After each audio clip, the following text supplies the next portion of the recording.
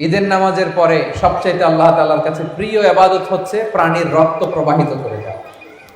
এবং বিষ্ণু ইসা ইসলাম বলেছেন কিয়ামতের দিন এই প্রাণী তার শিং, তার চামড়া, তার পশম নিয়ে বিশাল সওয়াবের পাহাড় হয়ে দাঁড়াবে। আল্লাহু আকবার। এজন্য হুজ্জাজ বাইতুল্লাহ যারা হজে আছেন আল্লাহ তাআলা তাদের হজকে কবুল করুন।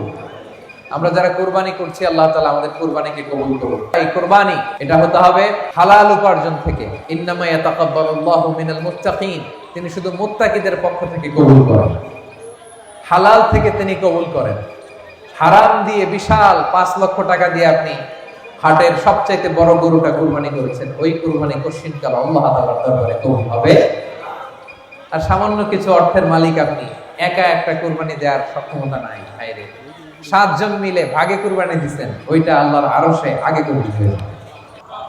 এজন্য আমরা সবসময় হালালের সাথে থাকি। কিসের সাথে?